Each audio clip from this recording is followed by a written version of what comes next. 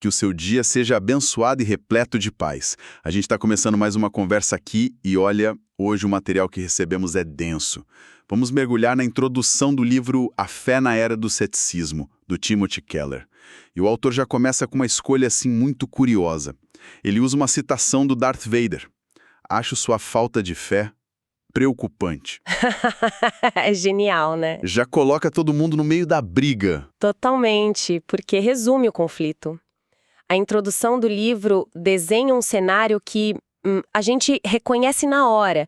Esse abismo gigante na cultura, principalmente quando o assunto é religião, valores. Sim. De um lado, uma galera que vê a fé como o problema do mundo, e do outro, uma que vê a falta de fé como a raiz de todo o mal. E a nossa missão aqui é justamente desvendar como o autor caminha por essa tensão. A questão que as fontes levantam é: como é que pode, no mesmo mundo, o ceticismo radical e uma fé super convicta estarem crescendo? Exato. E o que a jornada do próprio Keller ensina sobre isso? Pois é. Bom, vamos lá. A primeira ideia forte que o texto joga na mesa é essa: os dois inimigos têm razão. Os progressistas olham para o fundamentalismo religioso e, bom, vem uma ameaça real. E com razão, em muitos casos. Por outro lado, os conservadores olham para o que chamam de relativismo moral e veem a sociedade se desfazendo. O interessante é que o texto diz que os dois lados têm dados para provar seu ponto. Exato. E é aqui que a coisa fica contraintuitiva. Sabe aquela ideia antiga de que a modernidade, a ciência iam inevitavelmente levar ao fim da religião? A teoria da secularização. Essa mesma. Ela está sendo posta em xeque. A realidade se mostrou muito mais teimosa, mais complexa. Peraí, mas isso vai contra o que a gente costuma ouvir, né? A narrativa geral é que o mundo está cada vez menos religioso. Que dados um material traz para sustentar essa visão mais complexa? Então, o texto mostra que é uma via de mão dupla. Por um lado, sim, a Europa parece seguir essa cartilha da secularização. A frequência nas igrejas diminui. Certo. Mas aí você olha para os Estados Unidos e a dinâmica é outra.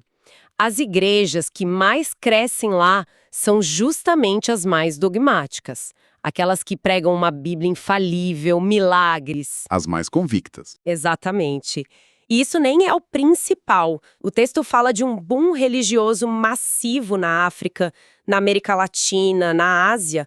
O cristianismo está explodindo de formas muito vibrantes. Mas o dado que, para mim, foi o mais chocante, que quebra qualquer estereótipo, é o que acontece dentro do templo do secularismo, a universidade. As fontes que a gente tem estimam que algo entre 10% e 25% de todos os professores de filosofia nos Estados Unidos se identificam como cristãos ortodoxos. 25%. Professores de filosofia. É um número muito alto. Muito. E é bom esclarecer, quando o texto fala ortodoxo, não é a Igreja Ortodoxa Russa, né? Boa. O termo aqui significa cristãos que aderem às doutrinas clássicas da fé. Ressurreição, divindade de Cristo, os pilares. Então, um grupo de pensadores profissionais que lidam com as questões mais difíceis da existência dentro de um ambiente cético, mantém uma fé super tradicional. Tão significativo que um acadêmico citado, o Stanley Fish, usou essa tendência para basicamente decretar a morte da teoria da secularização. É fascinante, porque o mapa muda, né? Não é um declínio linear da religião. Não mesmo. É quase uma polarização. O centro moderado da fé, aquele cristianismo mais cultural, está se esvaziando. E as pessoas estão indo para os extremos. Ou uma fé muito robusta, ou um ceticismo igualmente forte. Exatamente essa a conclusão. O mundo não está se tornando menos religioso. Ele está se tornando mais polarizado religiosamente. E o interessante é que o autor não trata isso como uma teoria sociológica, distante. Ele viveu essa divisão. A história pessoal dele, que o material detalha, é um microcosmo desse conflito cultural. Sim, e essa parte conecta tudo. Ele conta que a formação religiosa dele foi como aprender duas religiões distintas. Como assim? No primeiro ano de catequese, o professor era um pastor aposentado, super tradicional, focado em danação, inferno, fé que supera a razão. No ano seguinte, o orientador era um pastor jovem, ativista social, recém-saído do seminário. Outro universo. Totalmente. Falando de direitos humanos, libertação dos oprimidos, eram dois mundos que não se conversavam. E na universidade isso piorou, imagino. Ficou no meio do fogo cruzado. Completamente. De um lado, ele se sentiu muito atraído pela crítica social da Escola de Frankfurt, que, para quem não conhece, é aquela corrente filosófica que faz uma crítica bem dura ao capitalismo, à cultura de massa, às injustiças. Perfeito, ele se identificou com essa denúncia.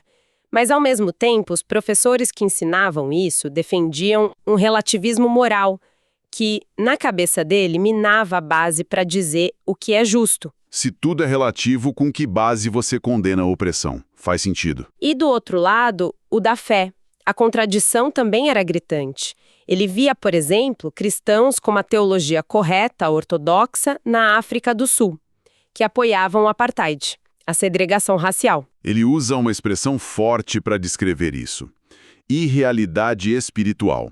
É a sensação de não pertencer a lugar nenhum. Exato. Ele via mérito nos dois lados, mas também uma falha fundamental em ambos. Ele estava preso nesse abismo. E foi essa sensação de estar perdido, essa irrealidade, que levou ele a mapear o que ele chama de 3 grandes barreiras. 3 muralhas que o impediam de ter uma fé que fizesse sentido. Isso. E a primeira muralha era a intelectual. Ele era atormentado por aquelas perguntas clássicas, sabem? E as outras religiões? Bilhões de pessoas estão simplesmente erradas. A questão do juízo divino também, né? Como um Deus de amor pode punir? São perguntas pesadas. Muito. E como ele superou isso? Não foi ignorando.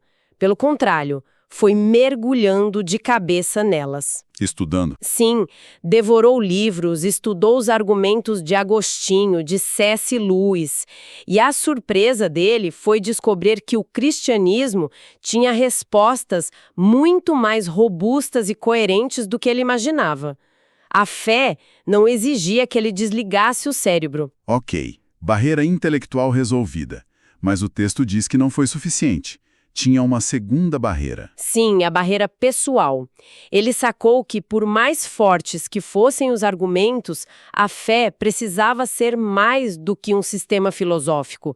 Precisava ser real. Precisava de uma experiência. Uma experiência da presença de Deus. E o mais interessante é como isso veio.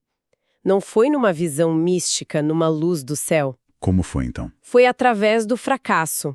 Decepções amorosas, projetos que deram errado, o confronto com o próprio ego, com as próprias falhas. Foi na dor que a necessidade de um Deus real, e não só de uma ideia, se tornou urgente. Uau, isso é poderoso. A virada não veio da força intelectual, mas da percepção da própria fraqueza. E a terceira barreira, a social. Essa foi a peça final. Ele sentia uma necessidade desesperada de encontrar o que ele chama de um terceiro lado. Um meio termo. Não bem um meio termo, mas um grupo que não se encaixasse nos extremos que ele conhecia. Ele não se via com os cristãos que só falavam de moral individual, ignorando a injustiça, e nem com os ativistas que pareciam basear a luta por justiça só em ideologias políticas. Ele precisava de uma comunidade que unisse as duas coisas. Exatamente. Uma paixão profunda pela justiça social que brotasse diretamente da fé em Deus. E ele encontrou um grupo de irmãos, como ele descreve, que vivia essa integração. E foi ali que tudo se encaixou. Então, a chave não foi só o argumento. Foi o confronto com a própria falha e, crucialmente, encontrar uma comunidade. Isso tira a discussão do campo teórico e leva para a vida real. Perfeito. A solução não era só individual, era comunitária. Certo. Então, depois desse diagnóstico da polarização e da jornada pessoal dele, o texto finalmente apresenta uma proposta, um caminho para avançar nesse impasse. E não é só aquele papo de vamos dialogar mais. Não, é bem mais radical. Ele chama de um segundo exame da dúvida. A ideia é que cada lado pare de só apontar as dúvidas na posição do outro e comece a examinar as dúvidas e as crenças da sua própria posição. Inverte o foco totalmente. Como isso funciona na prática para os crentes, por exemplo? Para os crentes, O desafio é admitir e enfrentar as próprias dúvidas. Não se agarrar à fé só por costume ou conforto. É preciso lutar com os argumentos contrários, com as partes difíceis da Bíblia. O texto sugere que uma fé que nunca foi testada pela dúvida talvez não seja muito forte. É uma provocação. Mas e o cético? Ele poderia dizer: eu não tenho fé, eu tenho ausência dela, sigo as evidências. Como o texto lida com isso? Essa é a outra metade da proposta, e talvez a mais desafiadora. O desafio para os céticos é buscar a fé por trás da sua descrença. A fé por trás da descrença? Sim. O argumento é que todo mundo opera a partir de um conjunto de crenças fundamentais que não podem ser provadas. Por exemplo, a frase "não acredito no cristianismo porque não aceito moral absoluta" só como um fato, mas não é. É um pressuposto, uma premissa. Existe moral absoluta, é um artigo de fé, é um salto. A proposta, então, é que o cético se pergunte: quais são as minhas crenças fundamentais? Em que eu estou baseando minha visão de mundo? E eu consigo provar isso de forma absoluta? Isso muda o jogo. Não é mais fé contra a razão. É reconhecer que os dois lados têm artigos de fé. O convite é para cada um examinar os alicerces da própria casa, em vez de só atirar pedra na do vizinho. É um chamado à humildade intelectual dos dois lados. E para não deixar isso abstrato, o material conta as histórias da June, do Jeffrey e da Kelly, da congregação do autor. E a da Kelly nos leva a uma reflexão final sobre a dúvida. Sim, a história dela é emblemática. Kelly era ateia. Tinha uma lista de dúvidas. Com o tempo, ela se convenceu que o cristianismo era intelectualmente crível. Mas ainda assim tinha um bloqueio.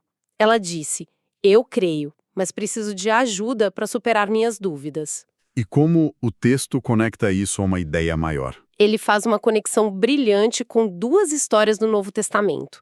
A primeira é a de Tomé, o famoso discípulo incrédulo. O que precisava ver para crer. Exato. E o ponto crucial é a reação de Jesus. Ele não condena o Tomé. Ele aparece e diz: Tomé, coloque seu dedo aqui. Veja minhas mãos. Pare de duvidar e creia. Jesus atende ao pedido de prova dele. Ele encontra o Tomé no meio da dúvida. E a outra história? É a de um pai desesperado pedindo a cura para o filho. Jesus diz que tudo é possível para quem crê. E o homem, no momento de honestidade brutal, grita: eu creio, ajuda-me na minha incredulidade. É uma frase tão humana. E a resposta de Jesus a essa admissão honesta de dúvida e fé misturadas é a cura do menino. Então a conclusão é que a dúvida honesta não é o oposto da fé. Precisamente. Não é um pecado a ser escondido. É, talvez, um componente da própria jornada. A mensagem parece ser que a honestidade sobre a própria dúvida é o primeiro passo para encontrar respostas mais profundas. Uau! Ok, vamos resumir o que a gente viu. A introdução de a fé na era do ceticismo nos mostra um mundo partido ao meio, onde tanto a fé convicta quanto o ceticismo radical estão crescendo. E a proposta para navegar essa divisão não é um debate para ver quem ganha, é um convite a um autoexame honesto. Que os crentes ousem duvidar e que os céticos ousem encontrar sua fé. Investigar os fundamentos do próprio pensamento, não só as conclusões. Exato. E isso nos deixa com uma pergunta para refletir, né? O método que o Keller propõe nos desafia a questionar os fundamentos das nossas crenças. Então a pergunta que fica é: qual é a crença fundamental, aquele artigo de fé que talvez nunca foi examinado, que sustenta a sua própria visão de mundo, seja ela qual for? Há muito mais a ser explorado nesta obra, e com certeza a gente vai continuar essa análise num próximo encontro. Que Deus abençoe todos os ouvintes.